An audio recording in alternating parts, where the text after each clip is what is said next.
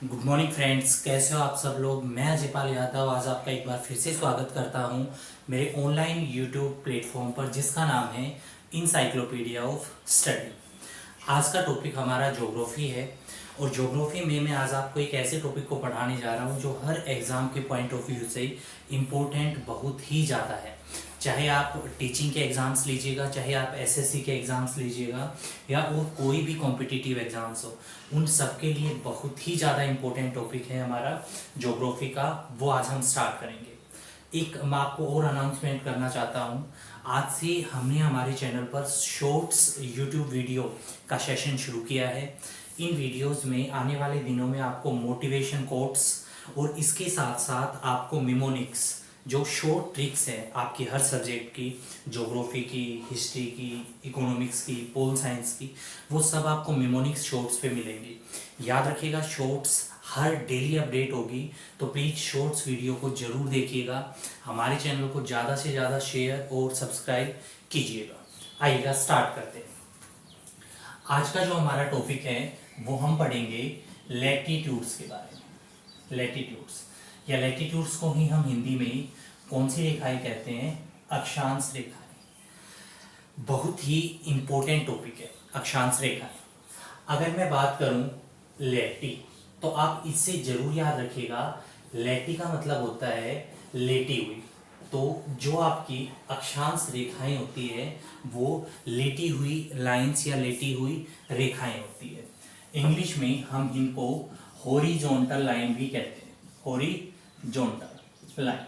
ठीक है, horizontal lines जो होती है ये वास्तव में कोई लाइंस नहीं होती। वास्तव में पृथ्वी के ऊपर कोई भी रेखाएं नहीं है, ये सब की सब इमेजिनरी लाइंस या काल्पनिक रेखाएं हैं। याद रखिएगा, अक्षांश रेखाएं आपकी इमेजिनरी लाइंस या सब की सब कौन सी रेखाएं हैं? आपकी काल्पनिक रेखाएं हैं। फिर इन काल्पनिक रेखाओं की हमें रिक्वायरमेंट क्यों पड़ी, क्यों हमने इन आर्टिफिशियल लाइंस को ड्रॉ किया? आपने ग्लोब या मैप देखा होगा, तो अगर मैं ग्लोब और मैप की बात करूं तो ग्लोब और मैप के ऊपर कुछ इस टाइप की आपने लाइंस देखी होगी। ये वाली लाइंस ही आपकी कौन सी लाइंस कहलाती है? लैटिट्यूड। याद रखिएगा, लेटी का मतलब होता है क्या? लेटी हुई। इमेजिनरी लाइन से वास्तव में पृथ्वी के ऊपर ऐसी कोई रेखा नहीं है। रिक्वायरमेंट क्यों पड़ी? इनका रिक्वायरमेंट पड़ा हमको जीपीएस के लिए। GPS, global positioning system. Global positioning system का मतलब है कि आपको कहीं पर भी आपने देखा होगा, अगर आप कहीं पर जाते हो तो आप गूगल पे और अपने नेविगेशन को ऑन कर लेते हो। नेविगेशन से वो आपको रास्ता बताता रहता है कि अब आपको लेफ्ट जाना है, राइट जाना है, इतने किलोमीटर की जर्नी आप जा चुके हो। वो सब की सब पॉसिबल हो पाया है किसके कारण? जीपीएस। और जीपीएस की वजह से ही हमारी लोकेशन डिटेक्ट होती है। याद रखिएगा, ग्लोबल पोजिशनिंग सिस्टम, नाम से ही पता लग रहा है कि ग्लोबली हमें हमारी क्या बताता है? पोजीशन। आप एक जगह पे बैठे हुए डोमिनोज से पिज़्ज़ा ऑर्डर कर देते हो या आप ओला या उबर से कैब बुक कर देते हो, वो कैब आपकी लोकेशन तक आ जाती है या पिज़्ज़ा आपके घर डिलीवर हो जाता है, वो किसकी वजह से होता है? आपकी जीपीएस की वजह से। और याद रखिएगा, जीपीएस सही भी नहीं होता, कई बार ये बहुत गलत भी होता है। जाना है आपको गुड़गांव और पता चला पहुंचा दिया आपको झज्जर, है ना। कई बार रोड नहीं होता और ये पता चला कि आगे रोड है और नाले में ही गाड़ी को उतार दिया। लेकिन जीपीएस जो है वो बेसिकली कॉन्सेप्ट डिपेंड आपके लैटिट्यूड्स पे ही है। ठीक है, अगर मैं बात करूं लैटिट्यूड का, तो ये आपकी 0 डिग्री लैटिट्यूड है। 0 डिग्री अक्षांश रेखा है। जैसे ही आप ऊपर की तरफ जाओगे 1 डिग्री, 2 डिग्री, 3 डिग्री, 4 डिग्री, और ऐसे आप ऊपर तक जाओगे तो ये आपका 90 डिग्री और ये आपका 90 डिग्री। तो जो आपके लैटिट्यूड्स हैं, याद रखिएगा, वो 0 से और कितने डिग्री के बीच में होते हैं? 90। हाँ, ये बात जरूर याद रखिएगा, ये 0 डिग्री है, इसे हम इक्वेटर या हिंदी में इसे हम भूमध्य रेखा भी कहते हैं। और ये भूमध्य रेखा पृथ्वी को 2 बराबर भागों में बांट देती है। इससे ऊपर का हिस्सा, चूंकि हमने डायरेक्शन पढ़ा है, ये आपका नॉर्थ डायरेक्शन होता है और ये आपकी कौन सी डायरेक्शन होती है? साउथ। इसीलिए इसके ऊपर के पार्ट को हम नॉर्दर्न हेमिस्फीयर या हिंदी में उत्तरी गोलार्ध, और इस पार्ट को हम साउदर्न हेमिस्फीयर या हिंदी में किसके नाम से जानते हैं, दक्षिणी गोलार्ध। 0 डिग्री से आप ऊपर की तरफ चलोगे 1 2 3 डिग्री, और ऐसे ऐसे ये आपका 90 डिग्री नॉर्थ आ जाएगा और ये आपका 90 डिग्री क्या आ जाएगा, साउथ। तो याद रखिएगा लैटिट्यूड 0 से 90 के बीच में होते हैं। इसको हम 0 डिग्री कहते हैं, इक्वेटर, भूमध्य रेखा, या आपको एग्जैक्ट हिंदी की बुकों में लिखा मिल जाएगा विषुवत रेखा, विषुवत रेखा। या इंग्लिश में अगर आपसे कोई पूछता है कि द ग्रेट सर्कल के नाम से कौन सी लाइन जानी जाती है, तो याद रखिएगा द ग्रेट सर्कल के नाम से आपकी जानी जाती है कौन सी लाइन, 0 डिग्री, इक्वेटर, भूमध्य रेखा। अगर आपसे कोई पूछे कि जो इंडिया है वो नॉर्दर्न हेमिस्फीयर में लाई करता है या साउदर्न हेमिस्फीयर में, भारत उत्तरी गोलार्ध में है या दक्षिणी, या क्या 0 डिग्री इक्वेटर भूमध्य रेखा भारत से होकर के गुजरती है, तो हम कहेंगे नहीं। इंडिया जो है, अगर आपसे कोई भारत के अक्षांश के बारे में पूछे कि भारत कितने से कितने डिग्री अक्षांश के बीच में है, तो याद रखिएगा इंडिया पूरे का पूरा आपका नॉर्दर्न हेमिस्फीयर में। इंडिया 8.4 डिग्री नॉर्थ से लेकर 37.6 डिग्री नॉर्थ के बीच में है। 8.4 डिग्री नॉर्थ, ये जो आपका पॉइंट है ये आपको पता है, ये आपका साउथ इंडिया, दक्षिणी भारत में है, और ये जो आपका पॉइंट है ये आपका किस में आ जाएगा, नॉर्थ इंडिया। 8.4 डिग्री साउथ से भारत शुरू होता है और उसके बाद 37.6 डिग्री नॉर्थ में आकर के भारत खत्म हो जाता है। भारत कौन से गोलार्ध में, उत्तरी गोलार्ध में, इसीलिए मैंने नॉर्थ लिखा। ये पॉइंट है आपका कहाँ पे, अंडमान और निकोबार में, और इस जगह का नाम है आपका इंदिरा पॉइंट। ये डेड एंड है भारत का सबसे दक्षिणी बिंदु। नॉर्थ में 37.6 ये है आपका जम्मू एंड कश्मीर, और इसका नाम है इंदिरा कोल। इंदिरा पॉइंट जो है ये सबमर्ज्ड हो चुका है। 2005 में जो सुनामी आई थी आपकी अंडमान और निकोबार में, तो उस सुनामी में और पूरी तरीके से पानी में डूब चुका है, लेकिन आज भी हम इसे इंडिया का साउथ मोस्ट पार्ट कंसीडर करते हैं। ये भारत का उत्तर में सबसे उत्तरी हिस्सा है, और भारत 8.4 डिग्री उत्तर से लेके 37.6 डिग्री उत्तरी अक्षांश के बीच स्थित है। भूमध्य रेखा भारत से होकर के क्रॉस नहीं करती। अब कुछ एक चीजें जो आपकी इंपॉर्टेंट अराइज होती है यहाँ पे, वो चीजें ये अराइज होती है कि जैसे जैसे हम ऊपर की तरफ चलेंगे या जैसे जैसे हम नीचे की तरफ चलेंगे, याद रखिएगा जैसे जैसे हम ऊपर की तरफ चलेंगे या जैसे जैसे हम नीचे की तरफ चलेंगे, हमारी लैटिट्यूड्स या अक्षांश क्या होंगे, बढ़ेंगे। लेकिन लैटिट्यूड्स तो बढ़ेंगे और आपका टेम्परेचर क्या होता जाएगा, कम। याद रखिएगा टेम्परेचर जो है, टेम्परेचर आपका जो है it is inversely proportional to latitude. तापमान व्युत्त क्रमानुपात होता है किसका, अक्षांश का। कहने का मतलब है कि अगर एक चीज बढ़ी तो दूसरी चीज घटी। अगर टेम्परेचर बढ़ा तो लैटिट्यूड कम होगा, और अगर लैटिट्यूड कम हुआ तो टेम्परेचर क्या होगा, ज्यादा।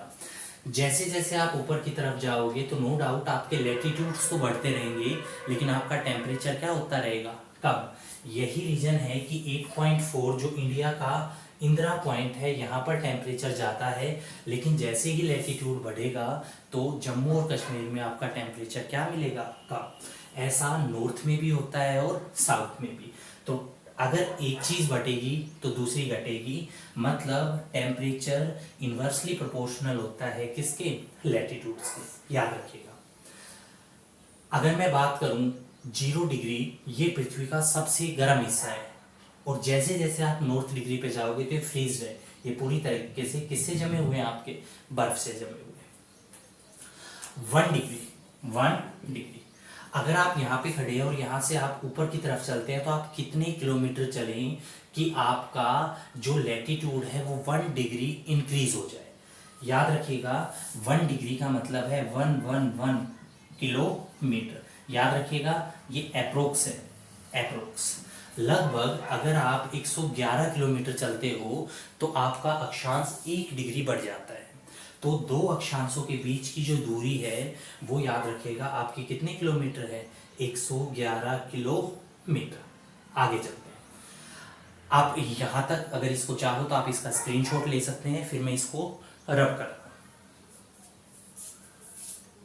चलिए, 0 डिग्री इक्वेटर इंडिया से होकर के क्रॉस नहीं करती।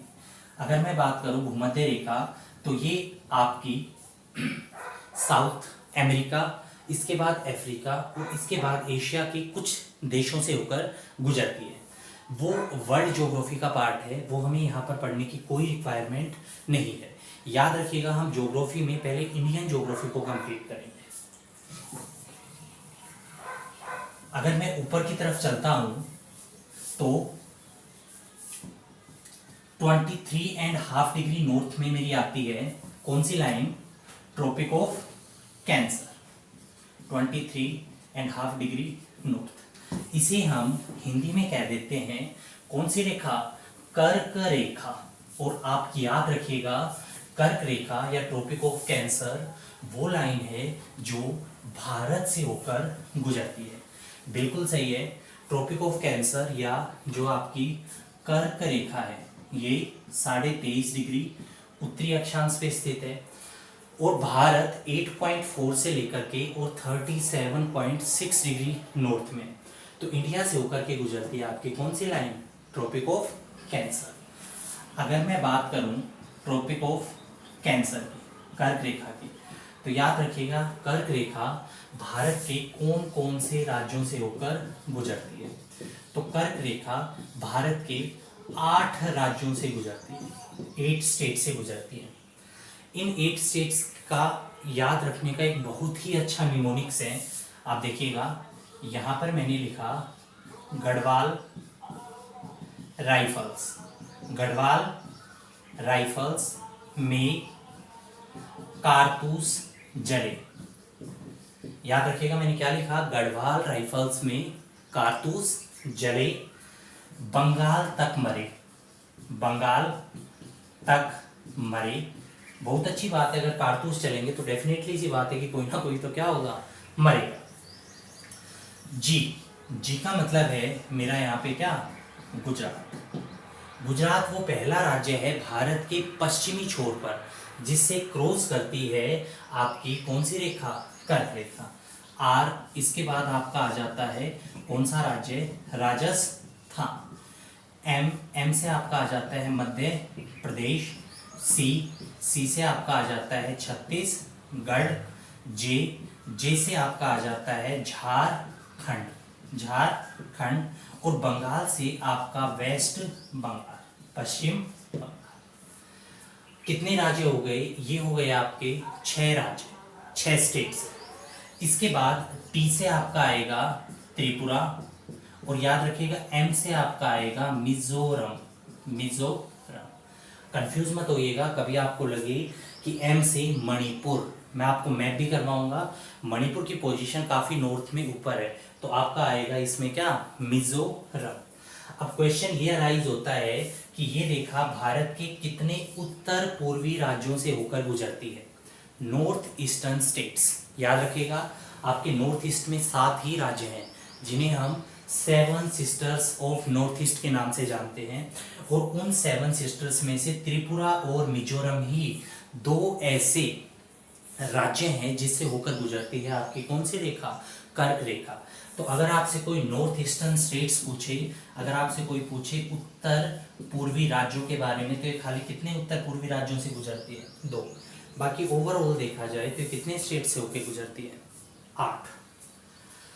अगर आपसे कोई ये पूछे कि वो कौन कौन से स्टेट्स की कैपिटल हैं, राजधानियां हैं जो कर्क रेखा के ऊपर या इसके आसपास स्थित है, तो याद रखिएगा गुजरात की राजधानी गांधीनगर, मध्य प्रदेश की राजधानी भोपाल, इसके साथ साथ झारखंड की राजधानी रांची, त्रिपुरा की राजधानी अगरतला और मिजोरम की राजधानी आइजोल। ये 5 ऐसी कैपिटल है या ये 5 ऐसी राजधानियां हैं जो कर्क रेखा के बिल्कुल पास स्थित है, बिल्कुल पास स्थित है। गांधीनगर गुजरात की, भोपाल आपकी मध्य प्रदेश की, रांची झारखंड की, अगरतला त्रिपुरा की, और मिजोरम है आपकी किसकी, आइजोल की। और अगर आपसे ऐसे राज्यों के और शहर भी पूछ ले जो इसके किनारे स्थित है, तो याद रखिएगा गुजरात का तो मैंने आपको बता ही दिया, गांधीनगर। राजस्थान का एक बहुत ही इंपॉर्टेंट शहर है बांसवाड़ा, वो आपका 0 डिग्री इक्वेटर के काफी पास बसा हुआ है। मध्य प्रदेश का मैंने आपको बता दिया, भोपाल है, जबलपुर है, शहडोल है, ये कुछ इंपॉर्टेंट शहर है। छत्तीसगढ़ की अगर मैं बात करूं तो छत्तीसगढ़ का एक बहुत ही इंपॉर्टेंट शहर है अंबिकापुर, अंबिकापुर, ये आपकी कर्क रेखा के ऊपर स्थित है। वेस्ट बंगाल की अगर मैं बात करूं तो हुगली जो है वो आपका कर्क रेखा के ऊपर स्थित है। और त्रिपुरा का आप अगरतला, और मिजोरम का याद रखिएगा आइजोल। तो 5 राज्यों की राजधानियां इसके ऊपर स्थित है। मेमोनिक्स जरूर याद रखिएगा, गढ़वाल राइफल्स में कारतूस जले बंगाल तक मरे। 8 राज्य, जिन 8 राज्यों में से 2 राज्य आपके नॉर्थ ईस्ट में, और इसके साथ साथ जो बाकी आपके 6 राज्य बच गए वो रेस्ट ऑफ इंडिया में। आप चाहें तो इसका स्क्रीनशॉट ले सकते हैं। इसके बाद में क्लास को आगे स्टार्ट करता हूं।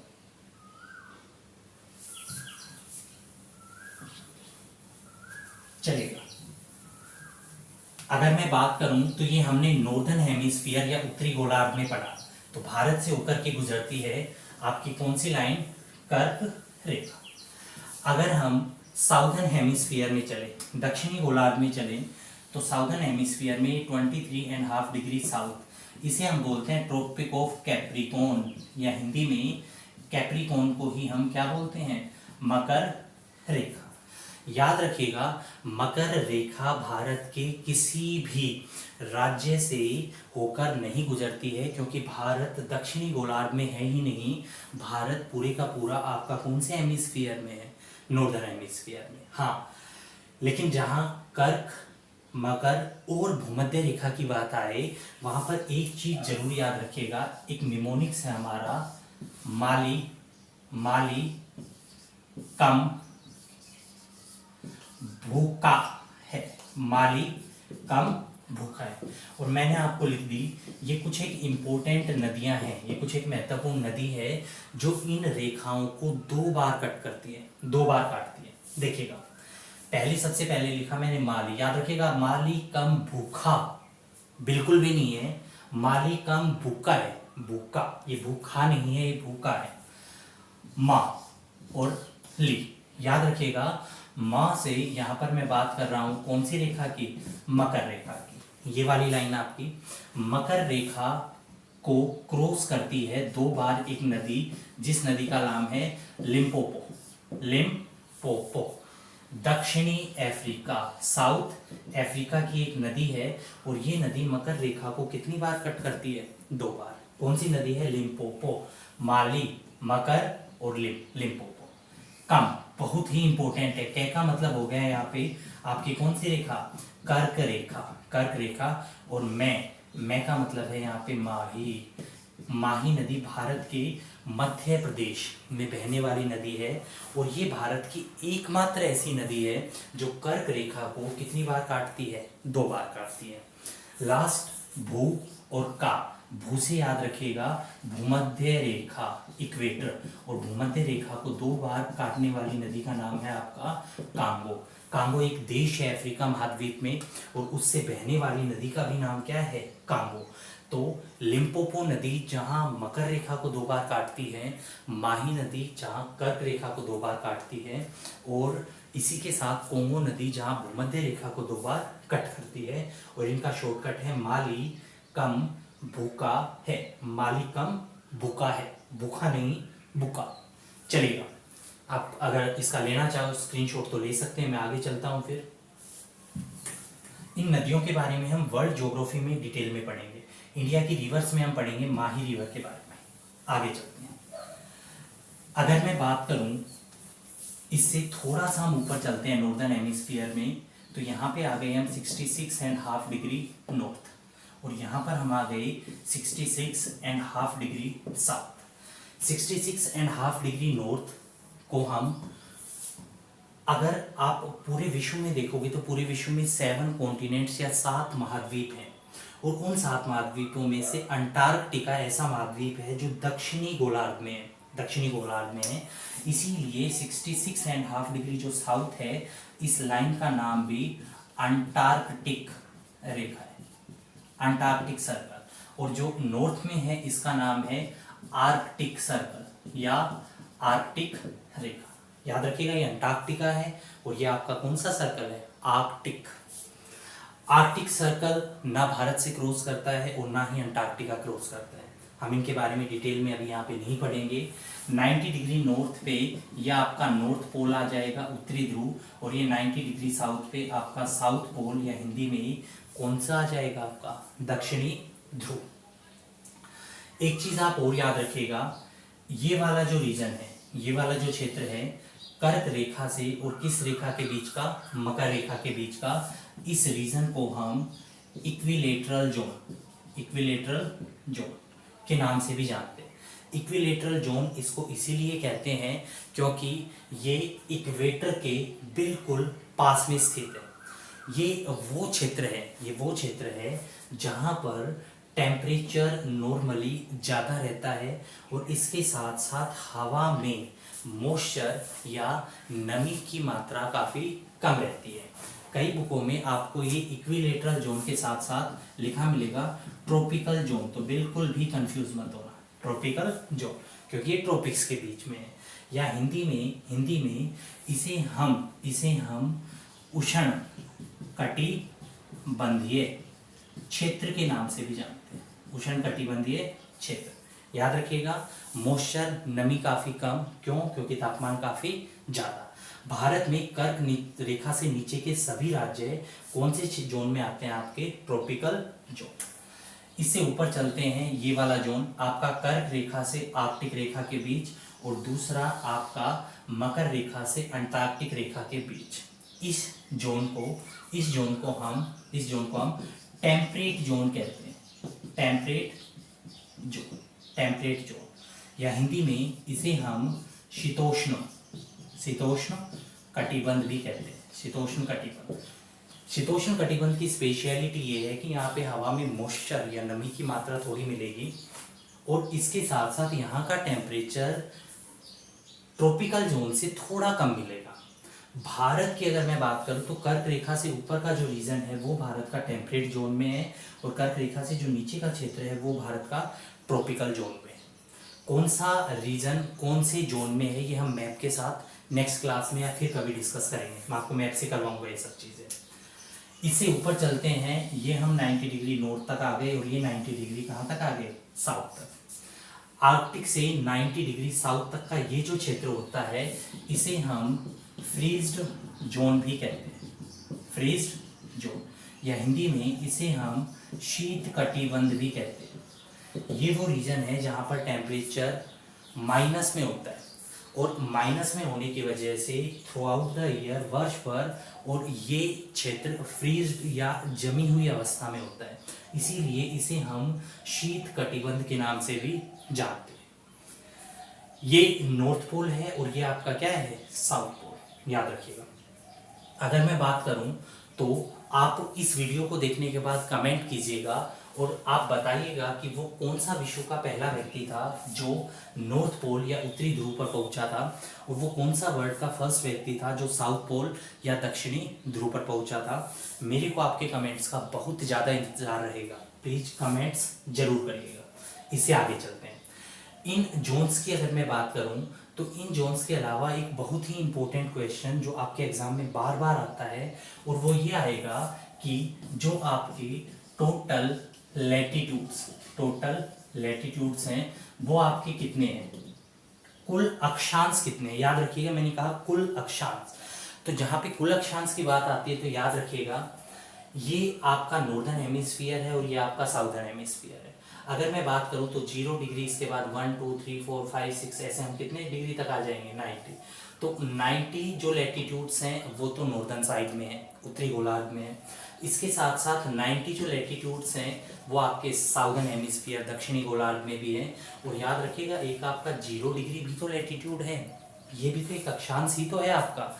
यही रीज़न है कि कुल अक्षांश अगर आपके एग्जाम में आते हैं तो हम कुल अक्षांश कितने बताएंगे, 181, 90, 90 जमा 1। अच्छा, अगर आपसे कोई ये पूछ लेता है कि टोटल लैटिट्यूड लाइंस, कुल अक्षांश रेखाएं कितनी है, टोटल लैटिट्यूड लाइंस, लाइंस का तो मतलब यही हो गया कि रेखा वो होती है जो दो पॉइंट्स या दो बिंदुओं को आपस में मिलाए। ये आपकी एक लाइन है, ये आपकी एक लाइन है, लेकिन ये तो आपकी लाइंस नहीं है। 90 डिग्री नॉर्थ पोल और 90 डिग्री क्या साउथ पोल, ये तो दो आपके पॉइंट्स हैं। यही कारण है कि अगर आपसे कोई कुल अक्षांश रेखाएं पूछे तो हम 181 माइनस क्या कर देंगे 2, और मैंने घटा क्या दिया, नॉर्थ पोल और आपका साउथ पोल, और इसी के घटने के साथ कुल अक्षांश रेखाएं या टोटल लैटिट्यूड लाइंस आपकी कितनी हो गई, 179। आई होप कि आपको आज की वीडियो पसंद आई होगी। ये हमारा ज्योग्राफी में लैटिट्यूड्स का पार्ट 1 था। कल हम पार्ट 2 के बारे में पढ़ेंगे, जिसमें हम पढ़ेंगे लॉन्गिट्यूड्स या इंटरनेशनल डेट और टाइमलाइन के बारे में। अगर आपको आज की वीडियो अच्छी लगी है, आपको पसंद आई है, सो प्लीज़ इसे ज़्यादा से ज़्यादा शेयर कीजिएगा, ज़्यादा से ज़्यादा लोगों से इसे रिकमेंड करके और सब्सक्राइब करवाइएगा। मेरे को आपके इस कमेंट का बहुत ज़्यादा इंतज़ार रहेगा कि वो कौन सा व्यक्ति है या जो पर्सन जो सबसे पहले उत्तरी ध्रुव पर पहुंचा और दक्षिणी ध्रुव पर पहुंचने वाले पहले व्यक्ति का नाम क्या था। इसी के साथ आज की क्लास को यहीं पे समाप्त करते हैं। Thank you. जय हिंद, जय भारत।